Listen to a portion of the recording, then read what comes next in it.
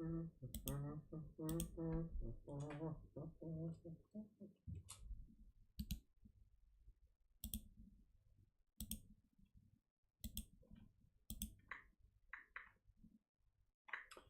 философы, да, сейчас все будет, Валентин. Всем снова привет. Сейчас я поделюсь ссылками. Со ссылками.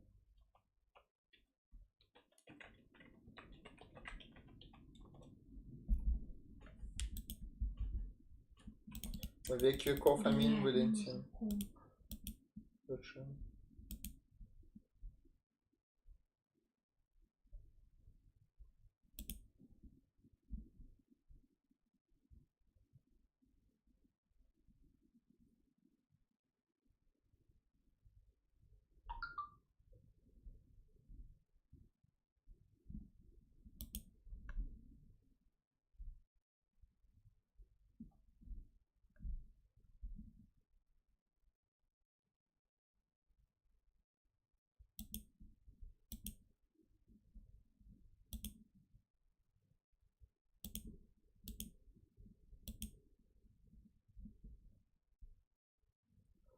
О, топ, Валентин. Надеюсь, что все будет. Чоколад.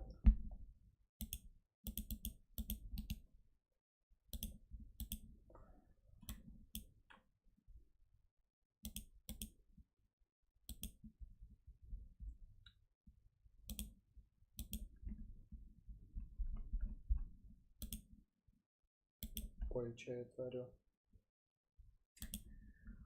Ладно, походу я это буду утром делать. Слушай, ну не факт, что у нас прям долгий стрим будет, поэтому я тебе уступлю. Я уступлю тебе комп, ну ты чё? Сейчас, стрим закончу, уступлю. Я спать сейчас лягу. А, хорошо. Или мне не спать? А ты хочешь спать? Ну хотя бы попытаюсь, но все равно даже в любом случае, если я ждать буду. Ну, короче, если ты не уснешь, я тебе дам комп. Ладно. Так, друзья, все, поделился я с циклами. Ну, дайте смотреть. У нас на очереди видео с канала Carefree Wondering по пятерной цене. Николай Некрасов заказал. Why algorithm... Why are you gay? Why are you gay? Да, who says I'm gay? Can't think. Artificial Communication by Елены Экспозита. Почему алгоритмы не могут думать? Искусственная интеллектная коммуникация с Еленой Экспозито. This is the first interview we're окей, в ТГ? Да, Сохранить, типа? doing on this channel, and Окей. there couldn't be a better interview partner than Elena Esposito. Смотри, This is the first interview we're doing on this channel, and there couldn't be a better interview partner than Elena Esposito for this. Я только не пойму, она молодая или она просто выглядит хорошо? Elena Esposito is a professor of sociology in both Bologna and Bielefeld. And she's in Bielefeld because that's also where she got her PhD. She was a student of Niklas Luhmann, in my personal opinion, one of the best. And now she's also teaching sociology there. She wrote a number of... Интересно, что об искусственном интеллекте будет говорить профессор социологии. Вот. Я думал, что женщина-философ вообще. All in the tradition of social systems theory, but applying social systems theory to a diverse number of topics like fashion, a book on fashion that was quite popular in Germany about 20 years ago, right, Elena? Maybe. Yeah, could be. Yeah, I don't know exactly, but. And then much more recently, the book on the finance industry, or the future of futures. Elena's most recent book has just been published by MIT Press. The title is Artificial Communication: How Algorithms Produce Social Intelligence. And I saw the book is of course, available on Amazon, but it's also available actually for free download on the MIT Press website, which I found quite interesting. So we'll put a link to the book on the MIT Press website. So the first question is a general question about the main theme of the book. So you're proposing the notion of artificial communication instead of artificial intelligence. Can you explain just generally to our viewers, why do you think it's important to basically switch from the concept of artificial intelligence to the concept of artificial communication? Well, sure. Thanks a lot. Well, the starting idea was something which is quite widespread in the field. So a growing dissatisfaction with the idea of artificial intelligence. Жесть, акцент. Because especially since the most recent algorithms were working with machine learning using big data, and also these algorithms which are like deep learning, more and more opaque, not understandable for the users, the idea is spreading that actually these machines are not trying to be intelligent. They're not trying to reproduce in artificial way the process of human thought. They're doing something different. And it's rarely said so explicitly, but sort of the feeling is, you can find it in many different contexts. The problem is, if we switch away from the idea of intelligence, what can be referred to? Do we have another metaphor that would be more fitting to the current situation than the idea of artificial reproduction of intelligence? You know, me as a sociologist, I tend to refer to communication. And the idea is basically quite simple, that what we are reproducing with this machine is not an artificial way to multiply consciousness or intelligence in the way we do it, but rather a way to make more effective with the technological procedure, social communication. So I started thinking about... Ну, более эффективную коммуникацию между кем и кем? Между человеком и человеком, и машина в этом плане как посредник только выступает? Или коммуникация все-таки между человеком и машиной? Или машиной и машиной? The possible alternative metaphor referring to communication than to intelligence. So we are not really interested in producing other consciousness. We are interested in having a communication that becomes more effective or effective in a different way. Therefore, also the title of the book, because the book said how artificial algorithms produce social intelligence, switching the intelligence to society, because in the way we communicate, we can have more intelligence. We can have information that were not possible before these smart algorithms. But that doesn't require that the algorithms themselves are intelligent. That doesn't seem to me empirically the case. Привет, кот Феодосий. You used a few times the word metaphor, and you said, you know, you're switching from the metaphor of artificial intelligence to the metaphor of artificial... Сорян, Паш, сорян. Я слишком быстро начал, наверное. Communication. I wonder if that's really what you mean.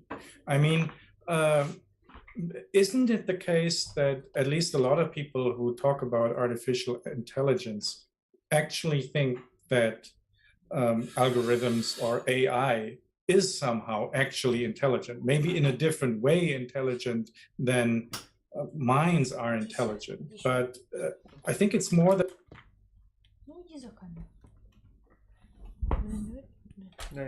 Не-не-не.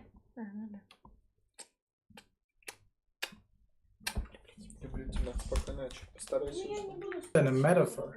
And I also had the impression... Тися, подумай, какой способ есть файлы передавать не через ТГ и не через ВК. Через диск. Короткий. Просто общий доступ какой-нибудь сделать. Google диск. Блин, это сложно. Correct me if I'm wrong. Ну, потому что у меня планшет старый, он нихуя не открывает. И... Никакое вообще приложение не открывает. Хуй знает, надо пробовать на самом деле. Может быть, какие-то открывает. Не знаю, надо пробовать. Просто на ум не приходит. Ну, какой-то найди файл that you also using communication in the concept of artificial communication, not just as a metaphor. No, you're perfectly right. I wasn't just sloppy referring to a metaphor because I was referring to the general trend that is the artificial intelligence as a metaphor. So Но вообще, на самом деле, про метафору это очень хорошее замечание. Это многие вот философы, обсуждающие искусственный интеллект и вообще проблемы сознания, они, привет, алкоголик, часто обращают внимание, насколько вообще разговоры об этих вещах, они пронизаны метафорами, да, и насколько на самом деле это часто запутывает, да, и даже вводит в заблуждение, потому что люди, к сожалению, склонны метафоры зачастую воспринимать очень серьезно, вот, и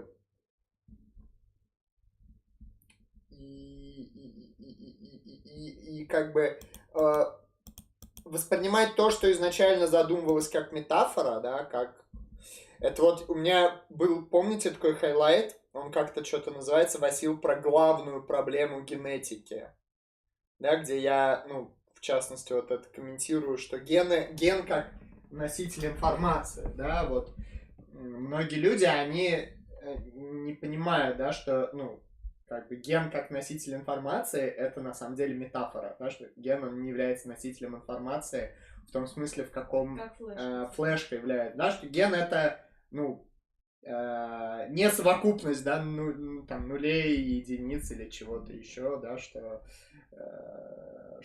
это именно, как бы, участок цепочки ДНК, да, то есть очень маленький кусочек мяса, очень маленький кусочек материи, да, а не буквально носитель информации, вот, но и вот с сознанием так тоже, типа, часто приходится объяснять всякие такие штуки. Вот, тут как бы с одной стороны просто проблема в том, что без метафор мы не можем вообще такие вещи обсуждать, вот, но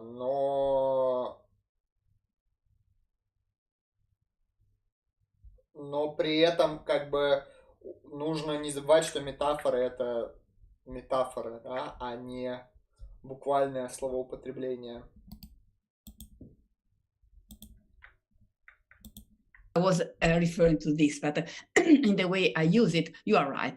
I really think that's not a metaphor. What I want to explore is actually a new form or a different or new or different, a particular form of communication, not a metaphor. You're perfectly right. And you're also right that well, also speak of artificial intelligence is not really a metaphor, not only because some people take it seriously, but even more on the other side, because I think since we actually don't really know what intelligence is, natural intelligence is it would be a strange metaphor referring to something, an artificial reference to something which we don't exactly know what it is.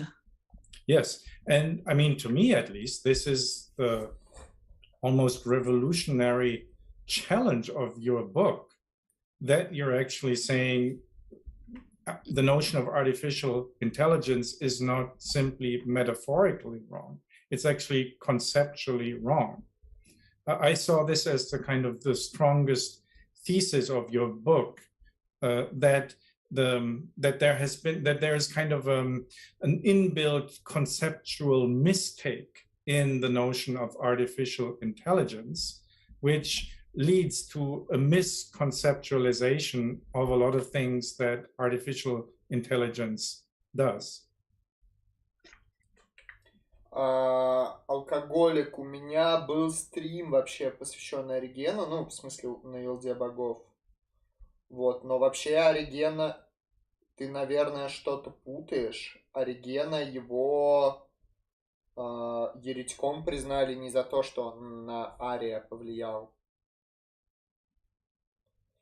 Ну, то есть, наследие Оригена, оно обнулено, да, потому что Оригена признали еретиком, а его признали еретиком, ну, не потому, что он на Ария повлиял. Я отношусь, ну, к этому, наверное, скорее плохо. То есть мне кажется, что наследие Оригена, его нужно читать, изучать. Вот, но вообще говоря, Ориген, мне просто кажется, что среди таких как бы вот, оригинальных богословов православных, он на самом деле очень популярным автором является, да, там, если Владимира Соловьева какого-нибудь вспомнить, если вспомнить там, ну, даже там того же Осипова, прости господи, да, ну, то есть он, в принципе, в православной культуре-то Ориген присутствует. Посмотри, короче, стрим про Оригена, советую. Well, that's very generous, but that's actually what I was trying to explore in the case of the idea that as we move from intelligence to communication, we can see some things differently and I hope more effectively. And on the other side, we can abandon. Я пока не очень понимаю, как это может одно другое... Как проблема искусственного интеллекта может быть решена, если слово интеллект на коммуникацию заменить. Тут явно есть какой-то луманианский сюжет, потому что для Лумана понятие коммуникации является основополагающим. Просто мне, ну, кажется, что интеллект можно достаточно правдоподобно определить как набор каких-то функций, как набор способностей, да, что-то делать. Вот. Каких-то, да, каких-то функций и способностей что-то делать, да, и сейчас не будем углубляться в подробности, что именно. Вот, и в этом плане вопрос о возможности искусственного интеллекта, да, он как бы понятно, да, в чем заключается. Можно ли создать машину или там, робота, программу, которая будет способна выполнять вот этот набор функций. Коммуникация – это что-то, что предполагает больше одного участника. Да? То есть коммуникация – это какое-то отношение между чем-то и чем-то. И мне кажется, отношение, да, это, а способность – это скорее свойство. Способность, функция – это свойство.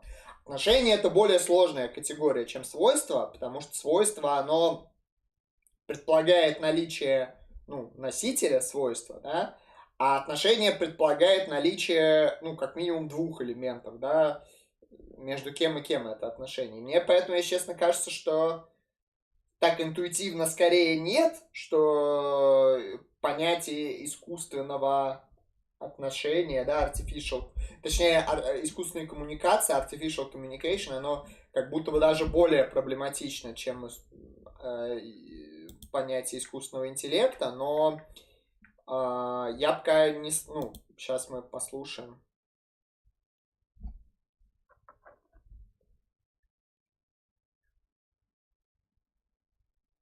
Я, короче, алкоголик, я коротко отвечу, что я, ну, плохо отношусь, да, я, типа, считаю, что Ориген, конечно, ну, хотел бы я, чтобы его более активно изучали, чтобы более снисходительно по отношению к нему была церковь, как-то так.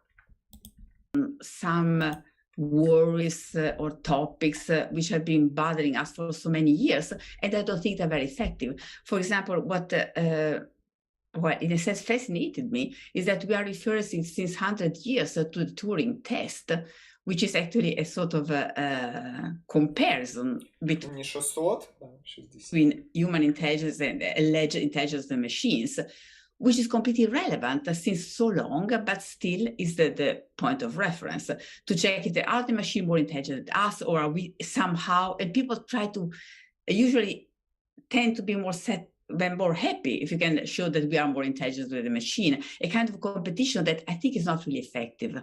Right. And by the way, in that case, the machine would have won since long, and is completely irrelevant. Or the fear of the so-called singularity, the moment, the dreadful moment where the machine becomes more intelligent. I don't think it's a real problem because they are not intelligent. Right, that's not, exactly. So I there think are many things it's to worry about hugely with misleading. That's why Вообще проходили, кажется. Кажется, проходили. I think your book is so important. Ну, мне кажется, она скорее о том, что, ну, вокруг теста Тьюринга, наверное, да, я, честно говоря, не особо тут шарю, так или иначе, дискуссии вокруг искусственного интеллекта, они строятся как-то с учетом, да, теста Тьюринга. Как-то вот к нему отсылают. Because that is not really challenge. I mean, there's so much philosophical reflection on AI, which should be called AC, but this core problem is hardly ever addressed.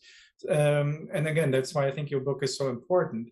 Now, let me ask more concretely. So if artificial intelligence is actually not intelligent and doesn't think, and should be called artificial communication, what does it actually do? Can you describe this a little bit more concretely?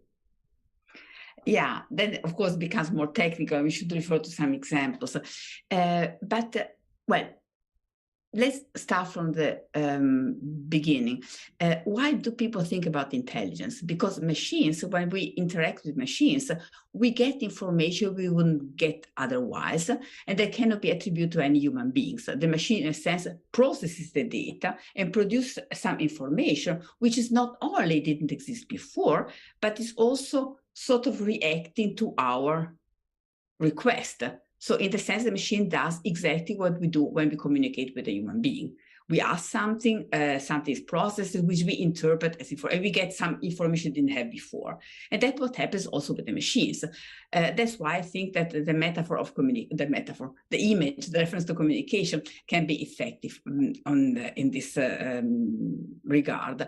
And that's also understandable that people thought about artificial intelligence, because since thousands of years, we have communicated with human beings who are intelligent, and thereby they can produce something which allows us to get new information. So if now we have another object that had the same performance, we tend to think it is intelligent because human beings can do that because they are intelligent.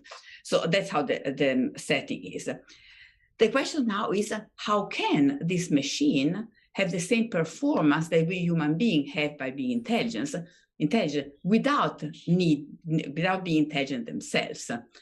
And here, I think the reference to the new development with machine. Здорово, Владос.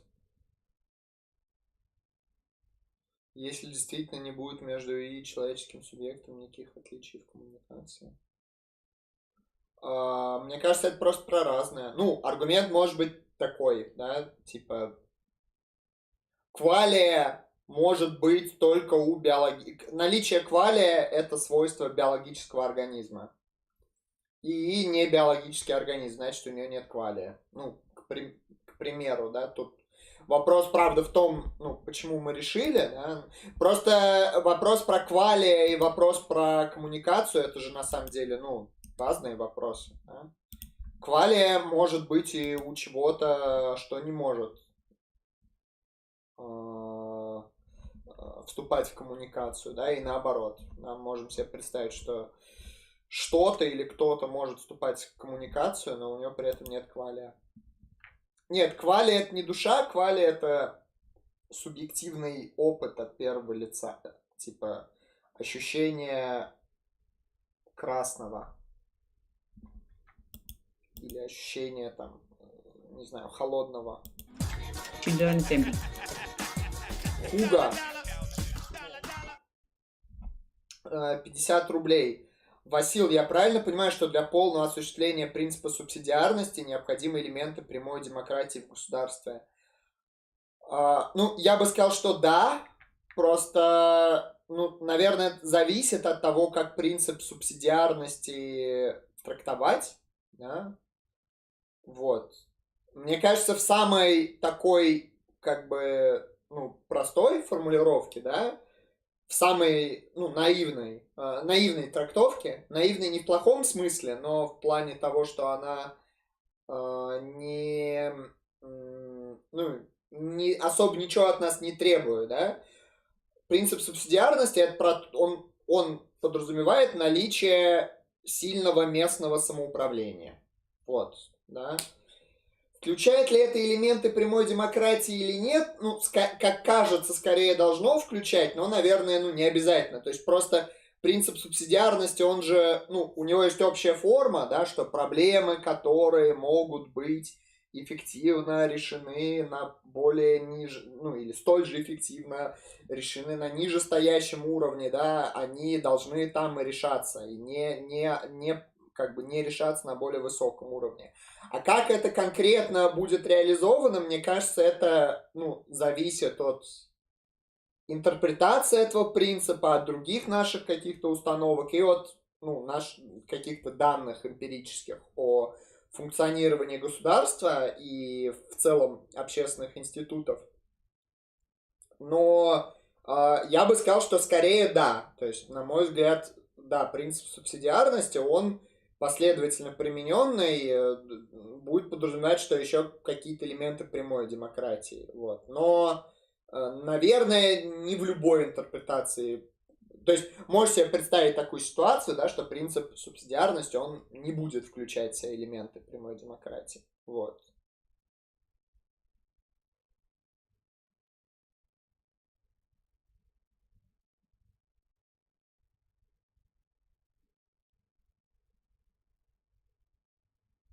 Вот.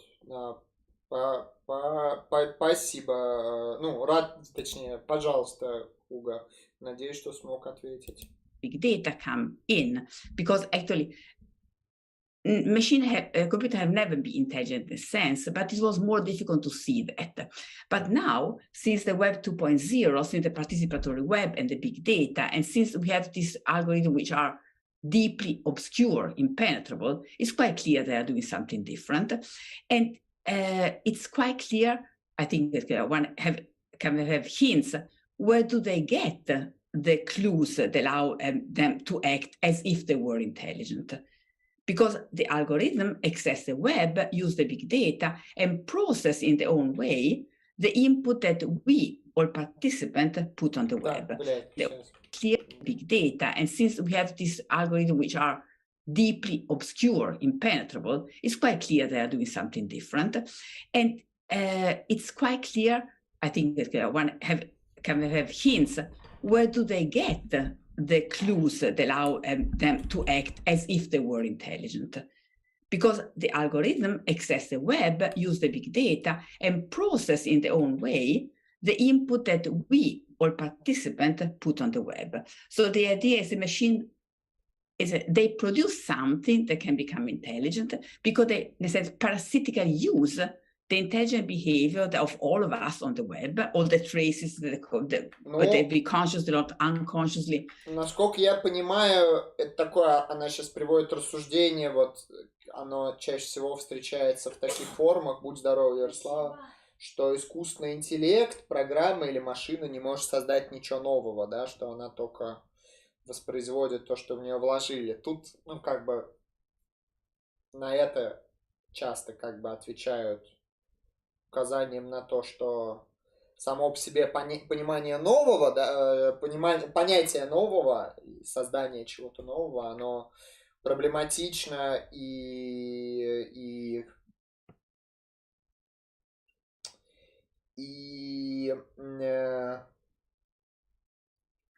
плохо прояснено, вот, а с другой стороны, насколько я понимаю,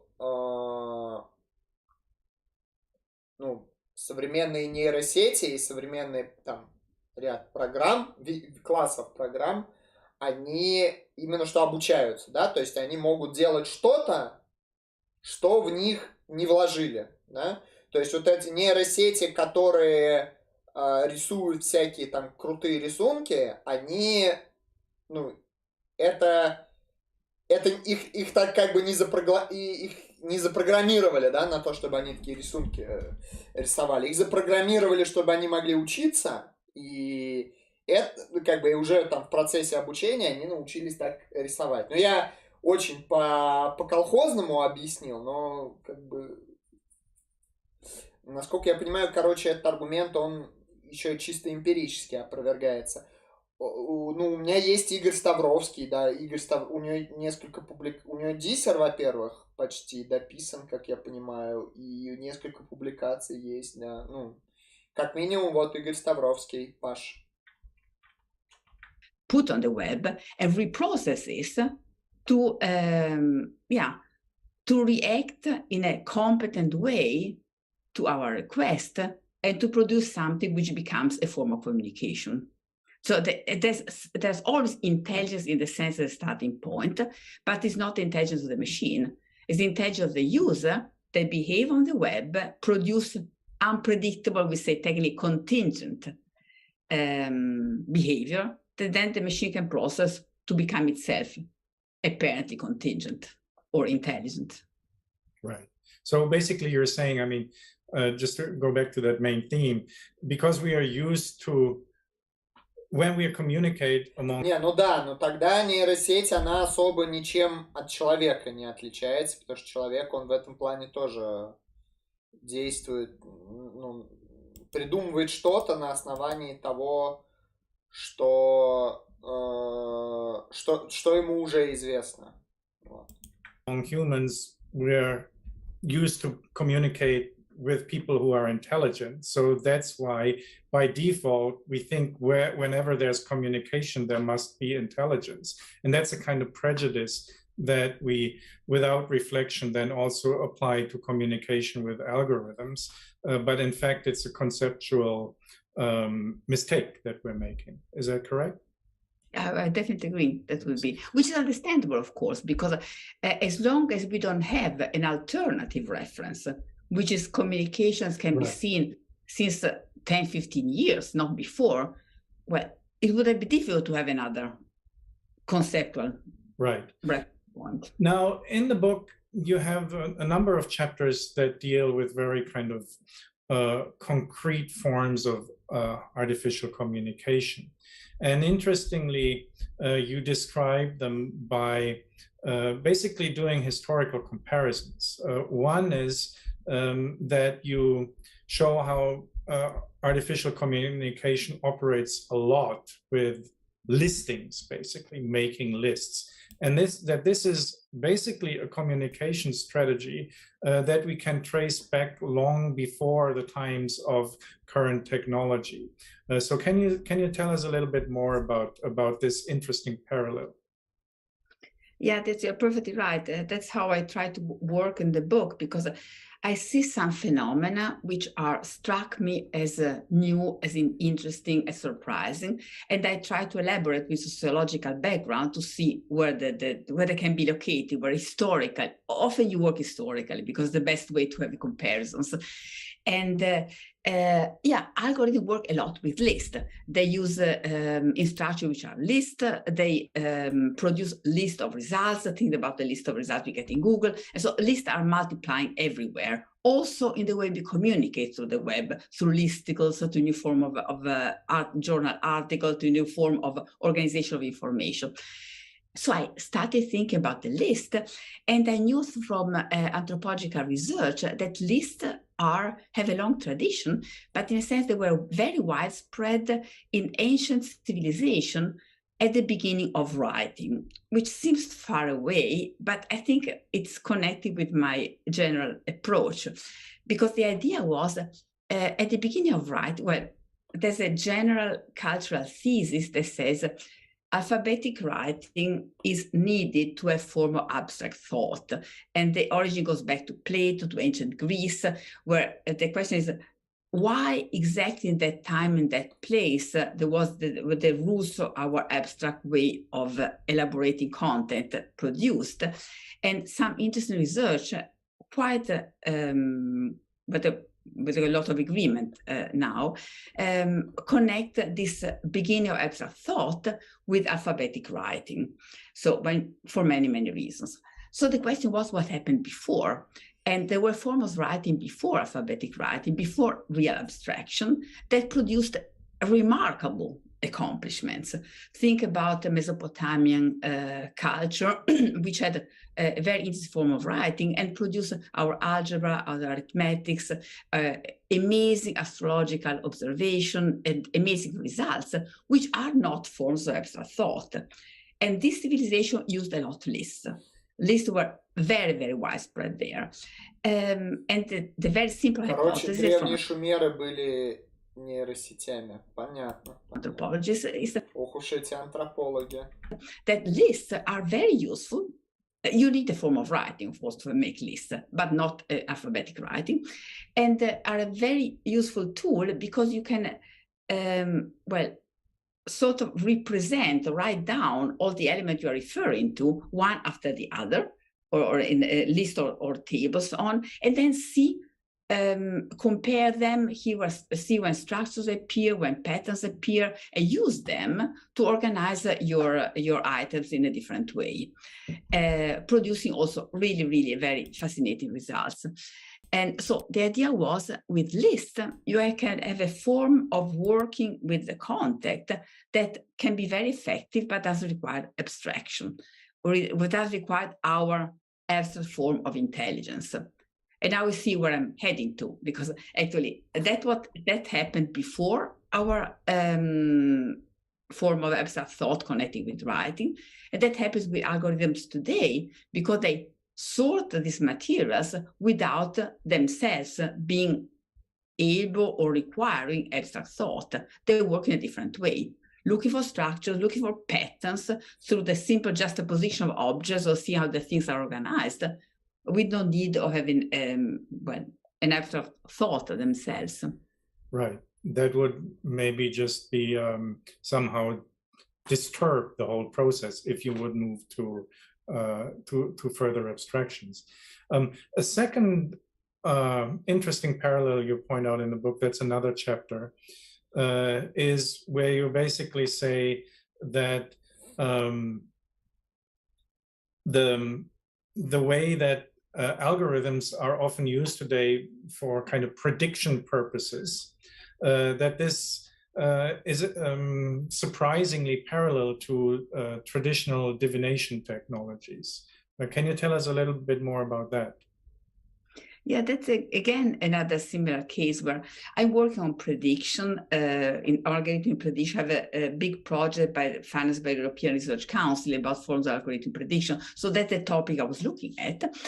And as you say, algorithms are more and more used for predicting purposes now. But if you look at how the things is described, it's really strange. It's a strange form of prediction, very different from the form of prediction we are used to, which is mostly probabilistic. And there were some formulations that struck me as really unusual. In many books, in many research on so-called predictive analytics, you find formulation almost wordly as algorithm can see the future, the past, and the present. Or algorithm can, for the first time, allow how to overcome the limitation that we cannot see the future in advance. And I've been working on divination for other purposes for many years, and I saw that actually the formulation were almost precisely the same that you can find in ancient divinatory culture. That not algorithm, but God or some kind of higher entity can see the future in advance, because the idea of God, for God, the past, the present, the future are all contemporary. There's no difference. It's only for our human being that the future is unknown. Ну, хорошо бы, если бы она привела пример такого предсказания, потому что, ну, аналогия с Богом, с божеством, она тут, наверное, действительно напрашивается. Вот, но, типа, плохо я себе, короче, представляю, что она имеет в виду, когда говорит, что алгоритм, он будущее, прошлое и настоящее одновременно как бы воспринимает. And the past becomes obscure, and we are stuck to the present, while God could see all these different time horizons. And now you find this information with the algorithms, and I was wondering why. So I looked in the way the predictions produced by algorithms Просто are, еще with the проблема в shape том, they had, что the form they Бог-то had. это воспринимает, но он нам это не транслирует. Ну, то есть это как раз вот то, что Бог воспринимает одновременно прошлое, будущее и настоящее, это пример сознательности, да, Бог обладает сознанием, и поэтому он может воспринимать что-либо вообще, и в частности, прошлое, настоящее и будущее. Но это не пример коммуникации, да, потому что Бог об этом никому не сообщает. Ну и типа даже если Бог кому-то об этом сообщает, то он об этом не может сообщить в той форме, в какой воспринимает он сам, потому что его, ну, сознание, да, отличается от сознаний конечных людей или ангелов. Короче, ну такое. Может быть, я ее плохо понял, но тут бы хотелось, конечно, примеры какие-то услышать. And it's also the form of the algorithm prediction is very similar to the form of divinatory prediction. Some features, for example, our forms of prediction in our modern culture are always probabilistic. You know something about an average trend, how the stock market will go. A certain probability, 70%, the weather forecast, or how people will behave in some case, 70%, 80%, they get ill and so on. While divinatory predictions are very individual. How will my marriage go? How will this fight end? When do I have so wheat and so on? Me today in this condition is an individual kind of prediction, which is exactly what algorithms also produce. Algorithms don't tell you anything about averages. They tell you very punctual, specific, personalized prediction about your specific illness, your specific trend and so on. Exactly like divinatory form. Plus, divinatory predictions tend always to be performative. So there were a deep awareness that the prediction changes the condition of the future. Things about Oedipus, for Окей, да, ну тут... example, no? The prediction is there. Блин, не знаю, но для меня вот эта аналогия, ну очень... Ну то есть я просто не верю, что машины могут это сделать. Мне просто кажется, что любое предсказание, ну, оно в себя включает, должно включать. Любое вот такого рода персональное предсказание, оно должно в себя включать просто бесконечное количество данных, вот. И я сомневаюсь, что их просто машина может собрать. Я просто она ничего не рассказала, да, мы поэтому не знаем, как вот эти алгоритмы, откуда они вообще черпают информацию. Короче, ну, не знаю, звучит, типа, неправдоподобно для меня. And whatever it does cannot change the future. Right. The prediction changes the future by itself. And that's something which is deeply there in formal algorithm prediction. Yes. People exploit this.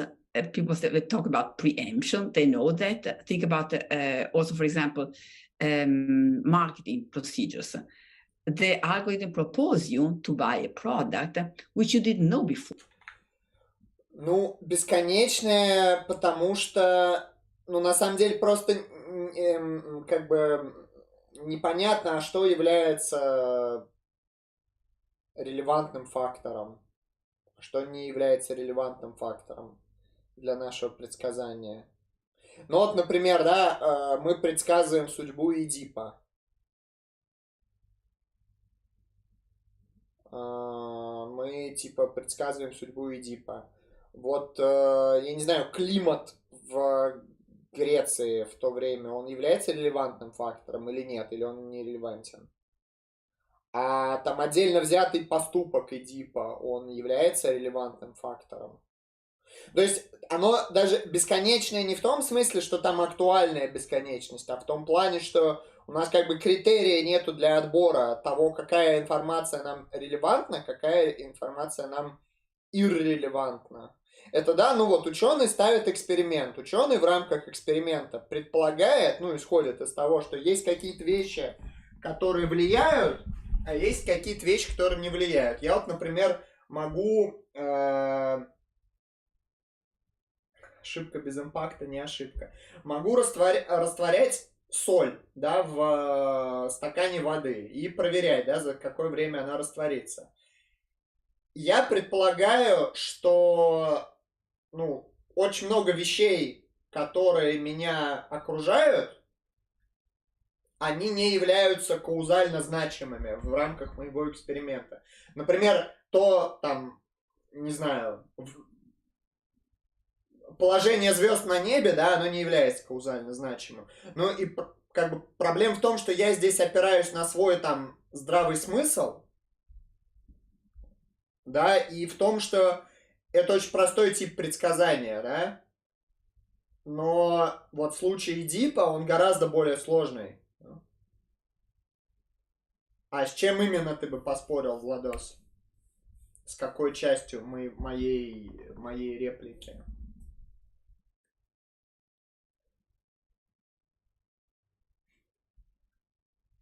Ты чего? Вот. И непонятно, как алгоритм это отбирает. Нет, я не сказал, что они каузально незначимые. Я сказал, что мы предполагаем это. Да? Ну, они могут быть каузально значимыми. Да? В том-то и проблема, да, что когда мы делаем какое-то сложное предсказание, да, у нас нету какого-то надежного способа определить, что влияет, что не влияет. Ну да, там, вот мы предсказываем результаты выборов каких-то, да, ну, предположим, что у нас есть там демократия, есть выборы, несколько кандидатов, и, типа, мы предсказываем, да, вот. Мы предполагаем, что там в Землю не врежется метеорит, что не произойдет пандемия зомби-вируса, да, что правильно посчитают голоса, да, вот, хотя, ну, как бы, количество вещей, красавчик Паш, количество вещей в мире, оно, ну, если не бесконечно, то оно очень велико, да, и каждая из этих вещей может как-то потенциально повлиять на исход, даже выборов в Казахстане, вот.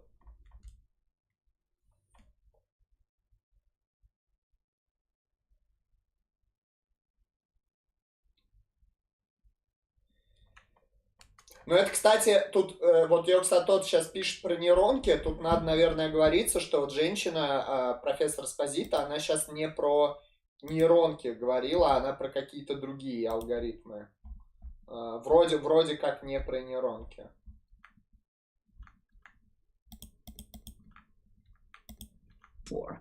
So the proposal of the algorithm, if it works, of course, produces the future which wouldn't have been there without the activity of the algorithms. So the prediction... Это она должна или это она... Нет, ну...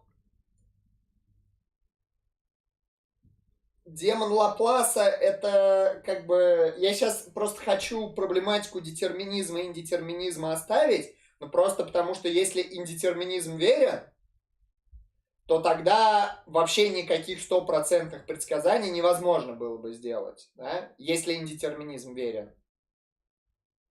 Ну, вернее, как, для Бога возможно, но Бог, он над временем, да? Он как бы, Бог, он, строго говоря, не предсказывает, он просто, ну, видит все, да, как есть. Вот. Просто, короче, даже если детерминизм верен, даже если демон Лапласа существует, есть детерминизм верен, то непонятно, как конечный разум, я исхожу, что и человек, и любой алгоритм – это конечный разум.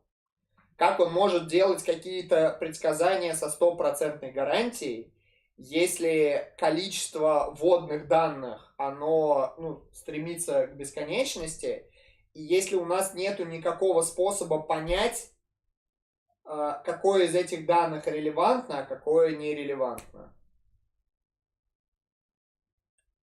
для исхода нашего предсказания. Вот. Fulfills itself, also defeats itself, but it can affect the condition of the future. And that's something which in our culture, our modern culture, we know that, but we are not really well equipped to deal with. The performative aspect of prediction are going to be an annoyance, not kind of scandalous.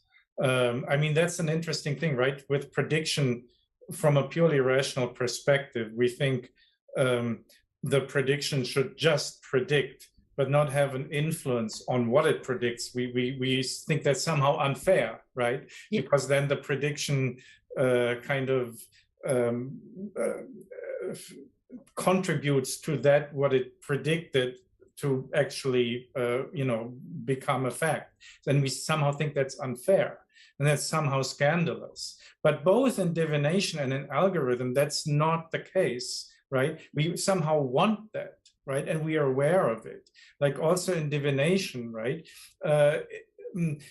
The divination question, whatever in ancient Chinese history or so, it's not just to have like an objective prediction of the future. You want to somehow influence the future in a way that you wish it to be. And of course, он правильно говорит. Я не знаю, вот как в китайской культуре, но вот в ветхозаветной культуре, в иудейской культуре, там пророки, они не столько будущее прорицали, хотя и это тоже, сколько они обращались к людям в настоящем, чтобы они по-другому себя вели перед лицом Бога. Вот. То есть задача пророков, она была не столько предсказать будущее, сколько повлиять на настоящее, изменить его. Same thing is the case with the algorithms. We don't just want like an objective neutral trajectory toward the future, but we want to listen to the song in 20 minutes that we actually like to listen to, and we don't just want an arbitrary prediction of what might be statistically whatever the likelihood that we listen to the song. We want this kind of interference somehow. Mm-hmm. Or I definitely agree with you, but we are also like struggling between the different attitudes. On the one hand, we would like to see in advance what happens. On the other hand, we have to recognize that, now sociological, from a sociological point of view, the future doesn't exist yet. The future will be produced also, but what we do today, and what we do today is also oriented to the predictions we have. So there's a circularity in the production of the future that force affects prediction, which, as you rightly said, have been ignored for so long time for very reasonable reasons that they're connected to our culture. And now we are starting to adopt a different attitude, which had roots also, for example, in pre-modern way of thinking. Right. Thanks for explaining this, Elena. I want to go back to the first issue that we discussed, the relation, or let's say the misnaming of artificial communication as artificial intelligence. In your book, you refer to this example that, for instance, in the attempt to create artificial flying objects, planes, people try to imitate somehow birds, and that never really worked. And there was only really progress made in the technology once we gave up imitating birds. And something similar seems to have happened with computer technology. Once you no longer try to imitate, in this case, human intelligence, actually there is technological process. And yet we still have the same metaphor, right? We call planes sometimes like birds or so metaphorically. And as we said at the beginning, we still speak of computer technology as artificial intelligence. And the reason that we do this, as we said earlier, is because obviously these machines, these artificially produced mechanisms, they do somehow participate in communication, right? Now, that's a core question, and this brings us back to Luhmann, that Luhmann asked himself, namely about the relation between communication or society, because from society is, by definition, communication, a communication system, and minds or thinking, that is psychic systems for him. And so for him, the question was, unlike in the philosophical Western tradition, where we often had the mind-body problem, where there was the idea, the main question was, how is the mind connected to the body? One of the main questions for Luhmann was, how is the mind, how is thinking connected to society, to communication? And he has one core article on this. How does the mind participate in communication? That's the English translation of the article. And I think the translation into English is somewhat misleading. The German term that he uses, I think, is, wie ist Bewusstsein an Kommunikation beteiligt? Now, this is a passive wording. He doesn't say, like in English, if you have the phrase, how does the mind participate in communication? In German, this would be, wie nimmt das Bewusstsein an Kommunikation teil? But it's not an active grammatically phrasing, it's a passive phrasing. Because actually what Luhmann is saying in this article is, and this leads, because of the English translation, which is technically correct, but misleading, to a lot of misunderstandings, because he says very clearly that minds cannot communicate, and they do not communicate. They only think. Their operation is thinking and feeling and other mental things. They do mental things. That's why they are minds, because they operate mentally, whereas communication operates via communication. And these are two operations. Я бы сказал, что у Лумана просто очень такое, как бы, картезианское понимание сознания, да?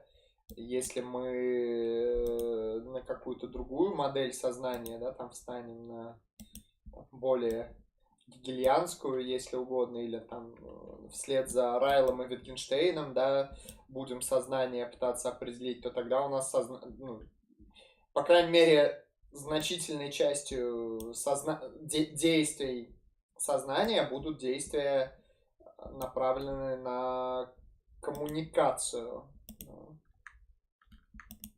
Operationally closed systems. And yet, for him, the question is, how is it possible that how do the two, so to speak, hang together? And so there is some form of Beteiligtsein, but the Beteiligtsein is something, I think the proper translation would be something, how is involved in communication, because it influences communication a lot, right? Communication wouldn't be what it is. Блять. Вернулись. Вернулись, я что-то не сразу заметил, что залагало. Вроде да, должны быть на месте. Ага, все, здорово. How is it possible that how do the two, so to speak, hang together? And so there is some form of Beteiligtsein, but the Beteiligtsein is something, I think the proper translation would be something, how is the mind involved in communication? Because it influences communication a lot, right? Communication wouldn't be what it is if there weren't minds somehow involved in it, but not paradoxically, but interestingly, without actually participating in it, right? The minds do not communicate.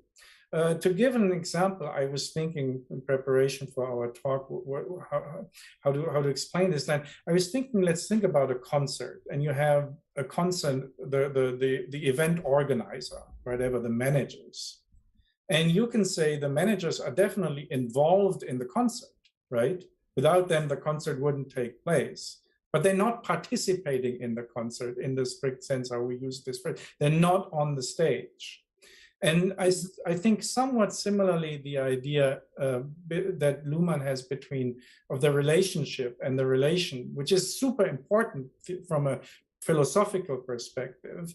And again, it's an age-old problem. It's just now conferred to from mind-body to mind communication.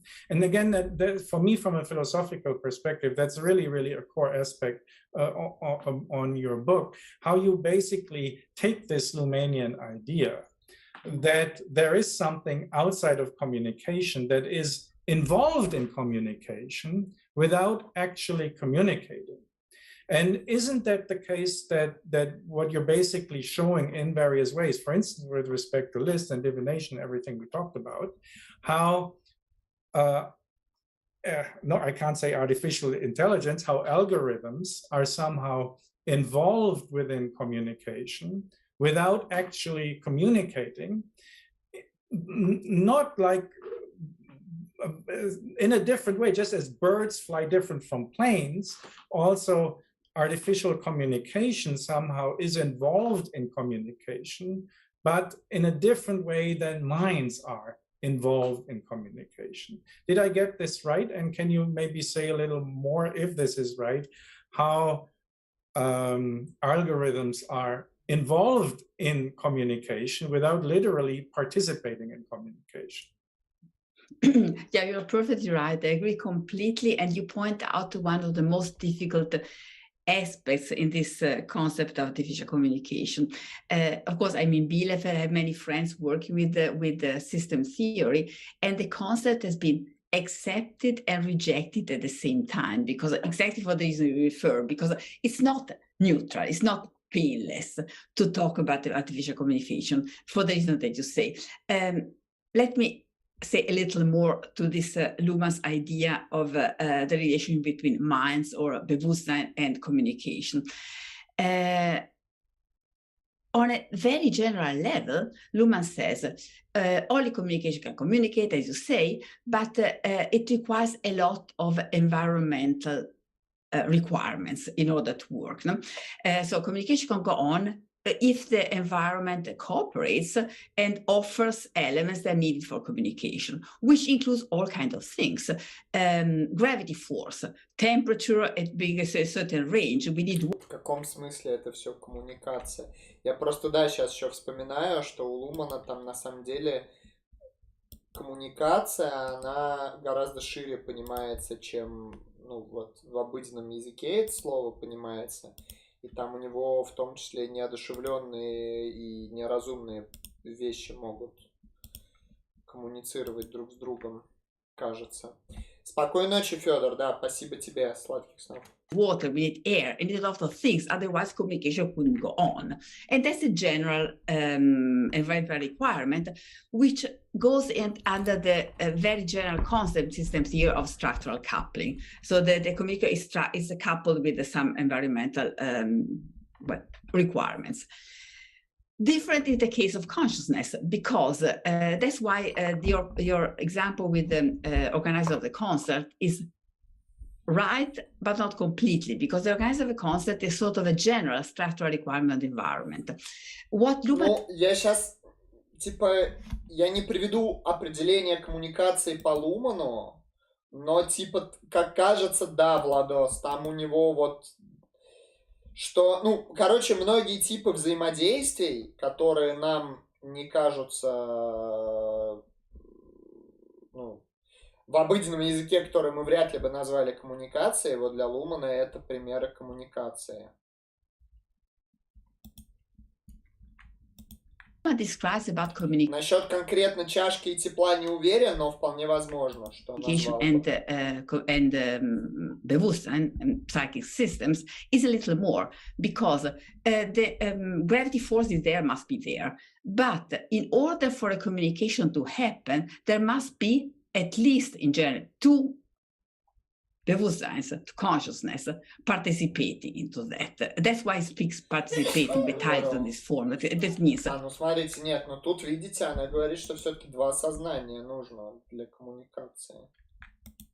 We can go on. Я не понял, это она как бы Лумана позицию или свою пересказывает? Think about ourselves and not to participate in communication at all. But we can devote our thoughts to the content of the communication. For example, me and you now, you can think about yourself, what you want to do tonight, if you are hungry, if you are tired, if you are in bad mood or in good mood. Or you can listen to what I'm saying and focus your thought, sort of connect your thought with what I'm saying. By which, of course, you don't have any access to my thoughts. I simply do something that through communication, as system theory says, irritates, if you want, your thoughts in order to produce something which, well, if it works out, produce some information which is your information, different from mine. And so that's how communication goes on. So the idea that in the... Блин, мне кажется, квалия точно для коммуникации не нужно. Оно, мне кажется, и людям для коммуникации не нужно. Ну, в смысле, квалия это просто как бы не связано с коммуникацией. The case of consciousness, structural coupling becomes more strict because it's not just an environmental background. It's an actual operation of the psychic system that's to be devoted to the actual operation of the social system. That's why they coincide in this event. My psychic event is coupled to a communicative event, and yours too, and the one of everybody's list. Даже на самом деле я могу говорить осмысленные утверждения, которые вы будете понимать, и которые не будут содержать в себе никакой апелляции к квалии, и вам не нужно будет квалия, чтобы их понять. Ну, например, я могу сказать, да, демократия лучше тирании. Это высказывание, которое отсылает к моему убеждению, но оно, убеждение это не квалитативный ментальный феномен, да, и вы его понимаете, да, то есть мы можем коммуницировать, короче говоря, и без квалия, вот. Ну и чисто концептуально, мне кажется, понятие коммуникации, оно не требует апелляции к каким-то квалия. So it's a stronger requirement. Потому что квалия это что-то приватное по определению, а коммуникация это что-то публичное. And that makes the concept of artificial communication, in a sense, tricky. Because I propose it because I think empirically what's going on in the interaction with algorithms is so close to communication that we have to try to find a way to extend, to expand, or to amend, or to change the concept of communication, also to include what's going on, because there's something that cannot be described in any other way than through reference to communication, or I cannot describe it in any other way. Nevertheless, it's not exactly the same. Because it's not that there's a, well, in the technique of the communication is similar. It's production of information, a system is irritated. Someone has to produce information connected to what the algorithm is saying. But the algorithm itself is not thinking, is not producing any new communication, it's just sort of conveying something that, well, can produce other information somewhere else. It's exactly from the point of view Luhmann, my background is completely Luhmannian, but what I'm proposing, without wanting to amend Luhmann, which I've made to extend, I try to describe something which is, in any case, different from the standard case of communication. All right, let's move on to... Нет, ну, пример распития коктейля из одной чашки и оценка качества напитка – это коммуникация. Просто, ну, мой аргумент в том, что коммуникация может происходить без апелляции к квалия. Коммуникация может происходить и с апелляцией к квалия. Да? Я говорю, этот типа коктейль вкусный. Ты говоришь, точнее, это коктейль сладкий. Ты говоришь, дай попробую. Да, действительно сладкий. Это коммуникация с апелляцией к квалия, да, но не любая, ну, то есть, мой тезис в том, что, ну, как бы квалия не обязательно нужно для коммуникации, даже если мы говорим не об ИИ, а об людях. Final point. I want to talk, if that's okay, about artificial communication and prophylicity. Я, короче, если честно, вообще не понял, в чем ее point. То есть я понимаю так, ну, как бы, я понимаю, в чем пафос позиции, да, почему лучше говорить не об искусственном интеллекте, а об искусственной коммуникации. Но, как бы, вот дальше я, ну, типа, не понял, в чем прикол, если честно. Может, устал уже. one of the chapters in your book opens up with a personal story. So you're describing how you hiked many hours into the Grand Canyon with your partner. And then when you reached your destination, some sort of scenic spot, another hiker showed up. But rather than enjoying the view, she only asked you to take a picture of her in front of the scenery, which is, of course, something that I guess every one of us is used to. And then she just immediately walked on. And then you relate her behavior to social media usage and describe it as, and here I'm quoting, escaping the pressure of the present rather than preserving experiences and memories. And they seem to be a little bit critical of the hiker. Can you explain that? No, it doesn't want to be critical because I'm fascinated by what's going on social media. And I know that the connection works, because that's why I read with a lot of fascination your work on prophilicity. There's something going on about the way we build our identity on social media, which I think is not described by our current categories. And I was referring to photographs, the way people take photographs. I think I write this piece in the chapter. People are not stupid, they're not superficial. They do something different because the communicating situation have changed and people deal in a different way with these technological accomplishments. And so photographs clearly are not, well, digital photographs have not the same purpose of analogic photographs. I'm a digital migrant, so I remember how we took photographs, and photo tradition were taken to preserve memories, to deepen them later, to keep a moment from the course of time. От души, Глайкович, от души. Всем, кто уходит, спокойный. Тебе, соответственно, тоже. And to be able to look at it later. And what's going on now seems to be something different. Привет, Аздаста. Нет, не читал, к сожалению, ни Лурье, ни Калиста Вера. Лурье слушал некоторые выступления.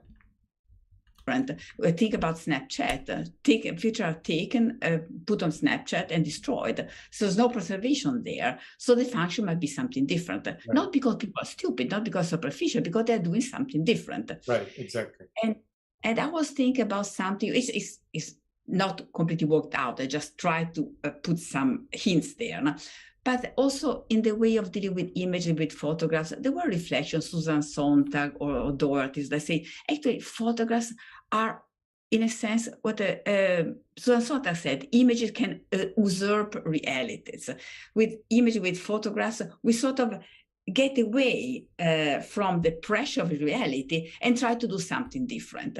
But it was sort of an analogical space. Now with digital, it seems to be something even more, that we use photographs when the pressure of reality is too heavy, which means always today. Because in our rich society, we always have the pressure of the present, the only time we can accomplish something, and we are never attentive enough to do everything what should be done. We don't never have enough information to really work out, control what's going on.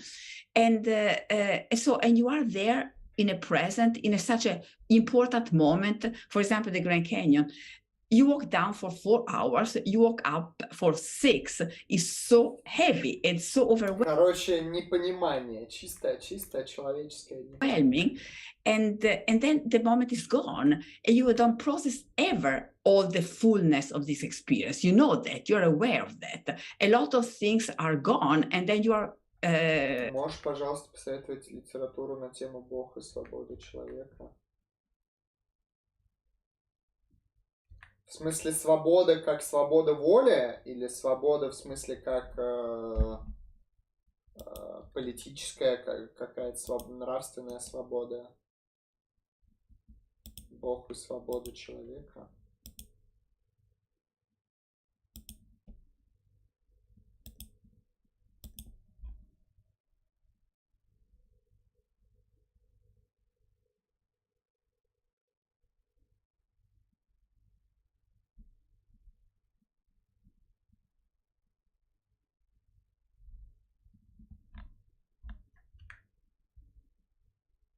воли, нравственная... Ну, свобода воли и нравственная свобода — это разные вещи.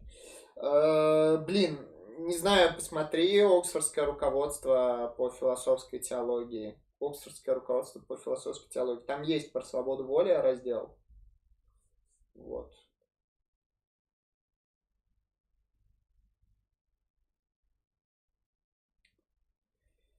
Владислав Немакин, Владос, я бы с незнакомыми ИИ всякими вообще коктейлей бы не пил. Только после свадьбы. Are not considered that you are gone, or people in museums. You watch these amazing pictures, and there's so much you lose in the moment. And that's an awareness that we have. It's a basic one for our society. And I thought pictures seems to be a way to deal with that, because in front of this pressure, you take a picture, and the picture relieves it from this pressure, in a sense. You share it with someone else. You refer to a later time on which you probably will never see it. So there's a new way to try to escape the pressure of the present. That was the idea. Not completely worked out, but something different from what we were doing with photographs before. Yes, mainly I misunderstood your intentions there, but let me explain again from my philosophical perspective why I was talking about this.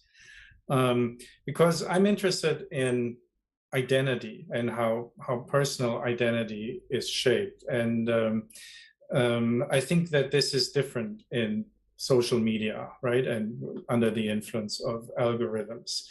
And that it challenges the notion of authentic identity building. And a lot of the discourse, the criticism about social media and algorithm is that it somehow destroys authenticity. And there is an interesting, not very well-known short essay by Heidegger, one of the main philosophers of authenticity, who also criticizes photo taking as basically a violation of the demand for being authentic. Да из философов кто только не критиковал фото. Ну, самый известный это, правда, этот, не Хайдеггер, а Беньямин, который считал, что у фото ауры нет. В живописи есть аура, а у фото нет ауры.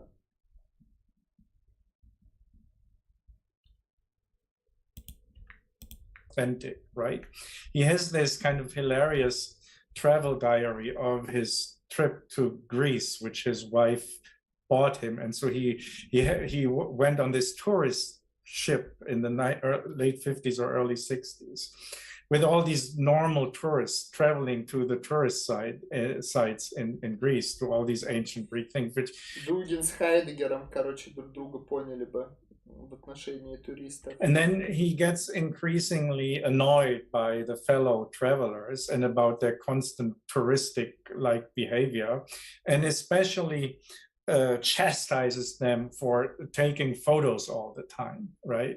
And so he says something like they throw away their memory, and you know, they're incapable of being authentic and authentically facing this kind of these wonderful historical relics and all the philosophical meaning that's attached to them. So they're incapable, because of the technology they use and because of the photo taking, of existing in the mode of authenticity. He doesn't put it in these words, but on the background of his philosophy, that's basically what he's, so to speak, bitching about.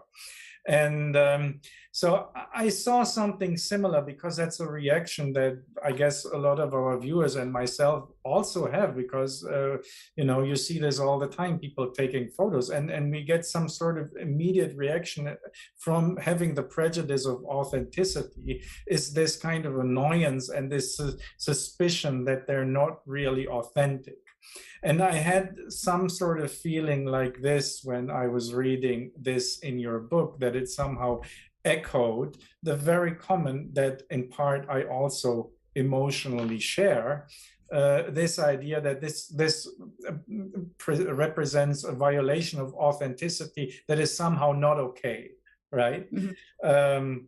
And then, of course, from my philosophical perspective, I think, well, we don't really, none of us really is authentic, and we've never really been authentic. And somehow by, using all these new technologies and by operating in this kind of taking photos for posting kind of mode, we are actually using a different identity technology, not authenticity, but profilicity. And I don't think that this necessarily takes away something of the intensity of the moment, because that's also something I read in your passage, right?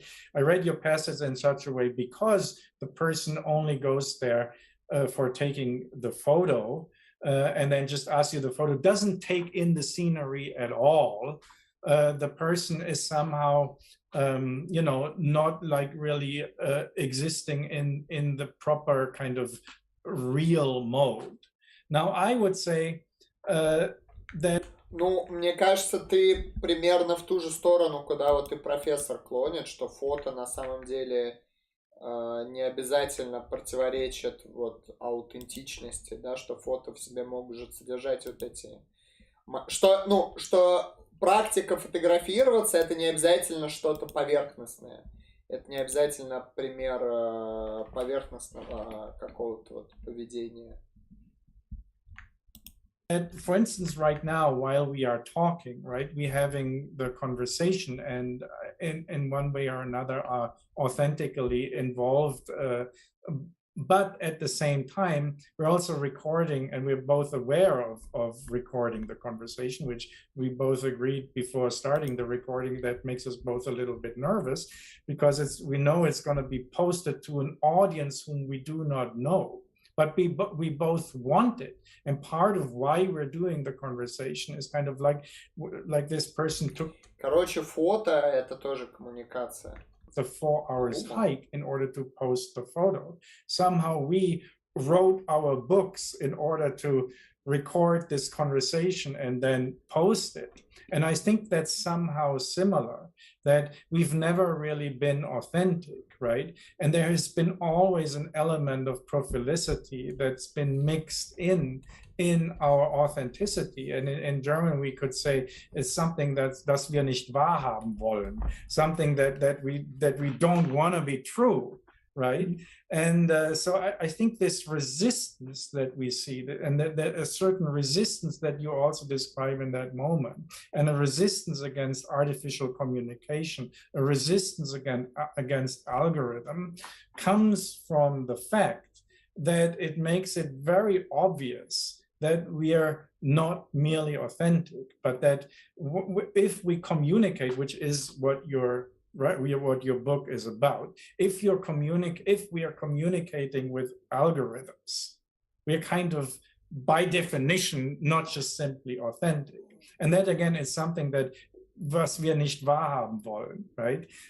We try to somehow preserve. Взял эфир своей хуйней, забил, который еще и с искусственным интеллектом никак не связан. The vocabulary. Извините. And maybe that's also why we still like to call artificial communication artificial intelligence, because it somehow makes it kind of more comfortable for us, right? Because we can somehow, as you said earlier, relate to the algorithms as if it would be capable to relate to them as we relate somehow to another mind. Yeah. I agree. But I still, no, not by, and I see some other aspect connected with that. Because think about the example of the Grand Canyon or people going to museums. I think your description is too generous, because actually it could be the case. It's not always the case. In some cases, you have the impression people are actually escaping the context. Not always.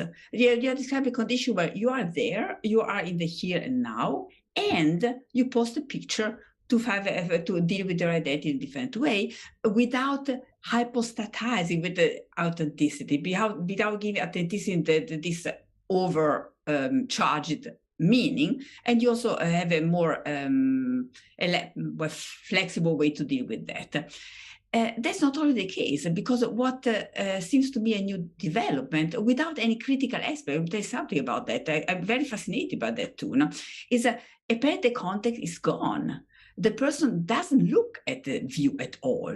This post in the photo is a substitute for the present, the here and now. People in museums don't look at the object. I know how it is, but that's why the last part of the article refers to a new way of using something which in our society now is absolute luxus. Going to a place in a real space, you go and visit an exhibit, you have to move your body, bring it there, and be in that space in that moment. And the exhibits are, since some decades, reacting to that. So you don't go to the museum nowadays to watch the Mona Lisa or to watch the Pollock or what you want. You go there to be in a curated space, right, where the picture is compared with other pictures, with the light. What the exhibit offers is an experience in the here and there. Exactly the opposite of what you can take with a camera. So what I'm fascinated by is a sort of a coexistence of a possibility of a more intense contextual experience and the opposite. With picture, we escape the context and we spread the experience in a different way, which is for me the new interesting moment. And of course, there are critical moments. People can be stupid in the way of watching museums, but not because of the picture, because all things can happen in different ways. And on the background of your research of plasticity. Ну нет, ладно, не никогда, но в целом очень редко, особенно во взрослом возрасте, почти не был в музеях и никогда не горел желанием какие-то музеи посещать. Единственное, что в детстве, когда маленький был, любил вот всякие там Дарвиновские музеи, ну, археологические, короче, музеи, вот там динозавров смотреть, там, животных, вот, а так нет. What I'm fascinated with is something that seems to experience not in my generation, but in the younger generation. They have an amazing, fascinating way to deal with authenticity. That's different for us to grasp, and they don't grasp because they don't care about it at all. They have, I would say, a really ironical, detached way to deal with authenticity. They combine references in ways that for us would be impossible. They're referring to different terminology. They are really postmodern. They build an identity without any respect for context, for authenticity in a sense, which is if something is authentic. Не те люди, короче, стали. Is the неподлинно жизнь проживают. Way they combine the most disparate materials in a new innovative way, which is not. Музей философии. Музей философии не знаю, музей философа конкретного, но могу представить все, что связано с жизнью этого философа. А музей философии, мне кажется, ну, типа... Философия же это не... То есть у философии все довольно плохо с материальной жопу, да, показывает. Все, Пашка, красавчик. Я уже лучше не отвечу, чем Паша, даже пытаться не буду. Nothing to do with our traditional idea of authenticity. My expression, they are experimenting. You can call it prophilicity or as you want, but it's not a new development of something we did before. Or to go back to something you're referring to, I don't think it's a new form of a second-order observation, because second-order observation exists in our society since long. Think about George Herbert Mead, the idea we observe each other, we observe ourselves. Я поясню, это не Джордж Алберт Мид, а это Джордж Герберт Мид, такой американский социолог. The eyes of the other since at least 1 century. What they are doing now is something different. They sort of observe this way of observing themselves and make fun of that. and that's it, or make fun, or in a serious way, they deal with. Почему бы нет, Паш? Ну, мне сложно сказать, как... Ну, так, типа, в принципе, любопытно, да? Я просто ничего о них не знаю. Не слышал даже.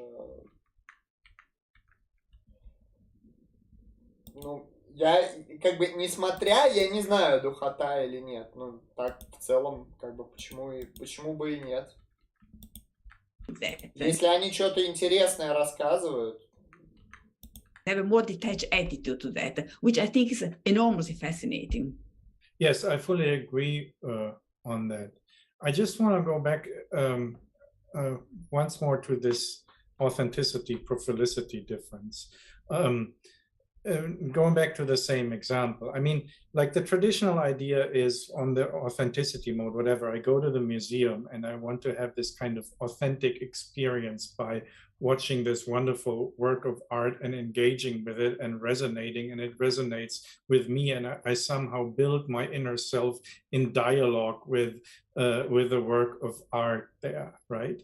And then the prophilicity thing, or the same thing, like you say, the people, they go to the museum, but they don't even look at the painting, right? And they just post the photo. And so again, that's because there is a different mode of identity building going on there. Because here the person is, as in the authenticity mode, goes to the museum because they want to have an identity experience. They want to build their identity, but just not in the mode of authenticity. They want to build it in the mode of prophilicity. But the investment is somehow the same, going back to the example with the Grand Canyon. I mean, the four hours of hiking are the same for the person who does it thinking that they're having this authentic hiking experience, and then have this as a reward, have this awesome view and this unity with nature, or, you know, awe experience that somehow resonates with their inner self. Whereas the other person then has the objective that that they are somehow engaged in their identity work by making this a part of their curated profile. Кстати, ну, интересно, что у него такое очень не хайдегеровское понимание подлинности, потому что, видите, вот для профессора, для него человек может быть подлинным, может как бы экзистировать, да, в режиме подлинности, в режиме аутентичности разными способами. Вот. При том, что, ну, для Хайдегера, да, в общем, для человека один способ существовать подлинно. Вот, это как героически заступать в смерти, быть готовым к смерти.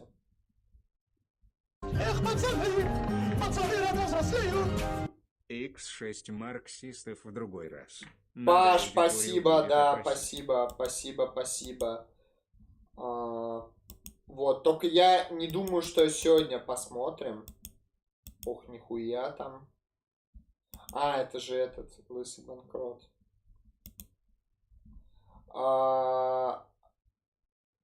Нихуя.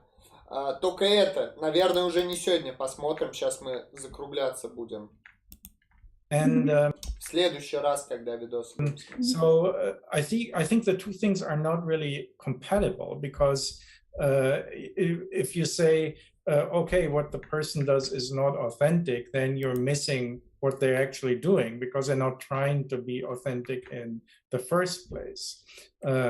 Да, сорян, я просто подустал уже за сколько, 4,5 часов. Сорян.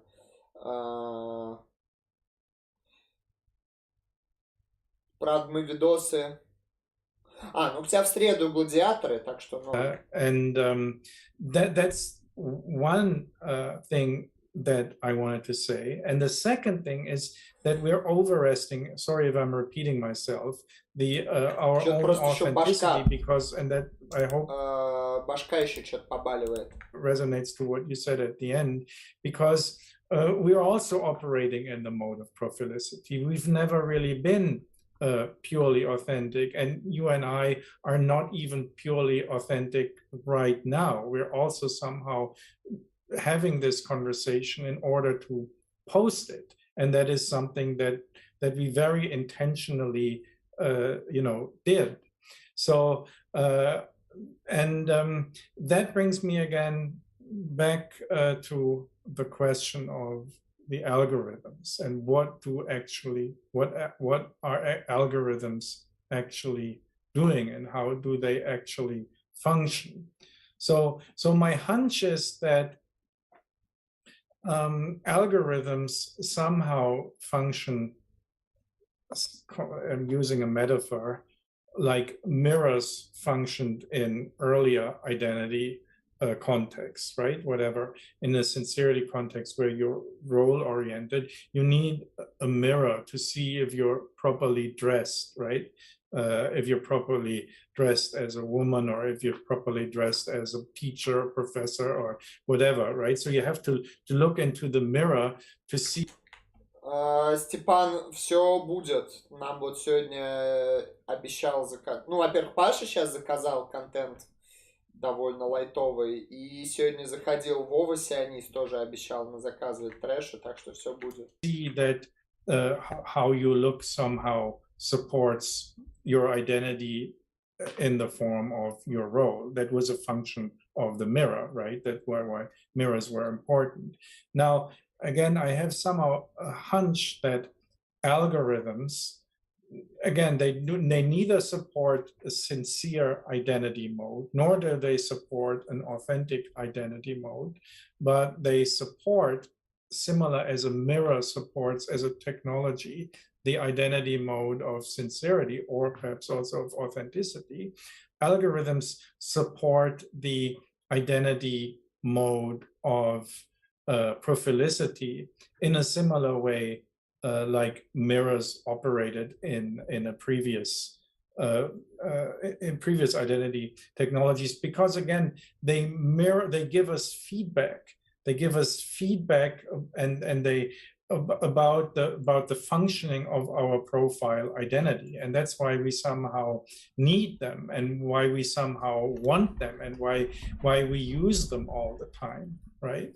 That they somehow confirm our identity, right? Somehow the news and the videos and that are being offered to me, and the products that are being offered to me, or the comments that my viewers will post on this website, they somehow... Ой, Владислав, боюсь такого контента, если честно. Не уверен, что в этой области можно какие-то хорошие аргументы построить, если честно. Хотя, ну, возможно, я ошибаюсь. All contribute to mirroring. Тить, а ты спишь? А ты спишь уже, да? Нет, не можешь уснуть? Можешь мне сделать чай с молоком? Что-то пиздец, так башка разболелась, я охуеваюсь, немножко сижу, гудит голова. Извините. And thereby... А я тебя, если подойдешь, поцелую. Ты мне пешком поступи. Я уступлю, сейчас досмотрю, уступлю. Confirming my profile to me, which I cannot have simply by looking in a mirror, right? I don't need a mirror. That the mirror doesn't help me to create my profile. So that's why it's a question for you. Isn't perhaps one form of the function of algorithm as tools of artificial communication that they help the... Не, ну а тут как бы я вот так и не понял, в чем позиция этой... Как я понял, позиция этой женщины, профессора Эспозита, в том, что они не просто инструменты коммуникации, а что они как бы те, с кем можно коммуницировать. Да, то есть тут надо просто различать. Алгоритмы, они инструменты для коммуникации, да, ну, в этом смысле и телефон это инструмент для коммуникации, да, посредник.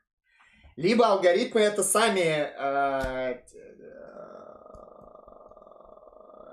те, кто участвовать в коммуникации. Это же разные вещи. Profile identity, and that's why we cherish them so much, and why we use them so often, and why we communicate with them. Yeah. About the last question, I would definitely think there's a very productive way to look at the way algorithm works. But I would form some aspects slightly different, but the background is very similar. You might have noticed I never speak about authenticity. Even the kind about the photographs, I think about escaping the present, which doesn't mean escape authenticity. So authenticity is much more than that. So what we are saying now, the question is how to build our identity, and we need mirror. Кстати, к слову, один из самых известных, может быть, даже самый известный философ искусственного интеллекта, он хайдеггерианец, и он использует активно, обращается к Хайдеггеру, хотя и не к идее подлинности, кажется, обсуждая проблемы искусственного интеллекта. Это вот Хьюберт Дрейфус, автор философского бестселлера «Чего не могут компьютеры». Кстати, книга очень старая, но она там чуть ли не до сих пор переиздается, и очень давно на русский переведена, еще это в советские времена, еще чуть ли не при Брежневе она переведена на русский. Вот такие дела. Mirror for identity, I definitely agree. But authenticity is a very, as you also say, slippery concept, because we might feel that we are our authentic self, like look at a picture in a museum. But of course, perfectly you wrote about that. There's nothing authentic about that, because we see ourselves watching the picture, because that picture is something which culturally is important for our reference. So now I'm here about this thing of which I knew already a lot before. So in this moment, I'm copying someone or referring to something external, and then I can feel authentic. Right. And that's why there's such a complicated notion. And the mirror is also strange for that, because that's the reason this reflective aspect of authenticity is the reason why the very concept of authenticity is a typical modern concept. Authenticity began in the 18th century when we still had this widespread presence of communication in the form of a printing press. So the culture was so present in every aspect of our life that we always built ourselves referring to this cultural reference that was circulating. So the way we go to the museum and watch the picture. In the 13th century, people didn't go to watch Giotto in this way. No? It was in a sense, a real direct experience, which is not authentic, because it didn't mean anything for them to be authentic. It didn't exist before. So that's how I would use your interesting image of the mirror, because of course the mirror, think about Narcissus, so the mirror is there in order to reflect ourselves. No? But we can reflect our identity, or we can reflect our individuality. So if the first forms of mirror, or a little child, you see yourself from outside. You simply see that.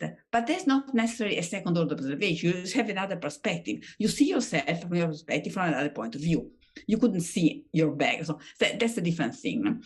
And the way you are describing the cultural products as mirrors to reflect our authenticity is much more.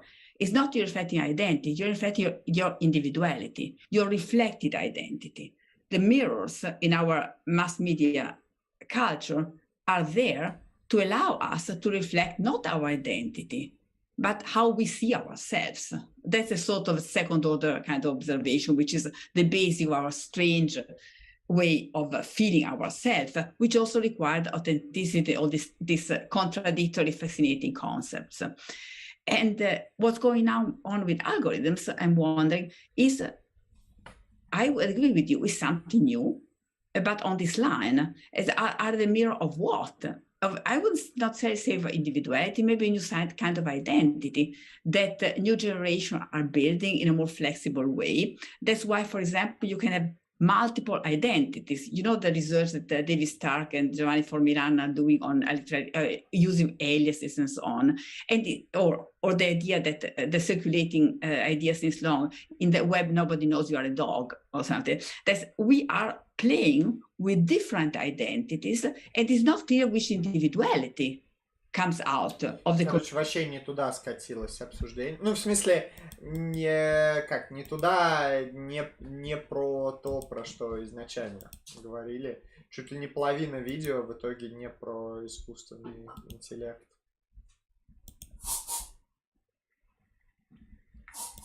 Combination of different identities.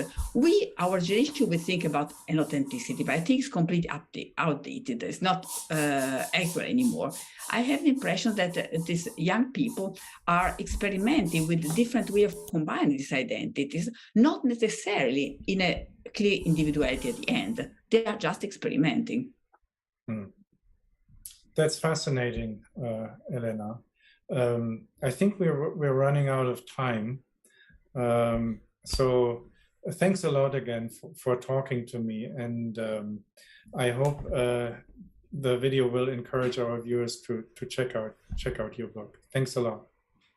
Thanks a lot. Thanks, Georg. It was really interesting. Okay. Bye. Bye. Let me stop the recording. Все. Ну, надеюсь, что кому-то это было интересно. Вот. Немножко я разочарован, немножко другого я ожидал. Вот. Наверное, я не стал бы таких надежд строить, если бы знал, что авторка луманианкой является. Вот. Я немножко предвзят в плане Лумана. Ну что ж, друзья, давайте мы на сегодня закончим. Извините, что-то я не очень хорошо себя чувствую. И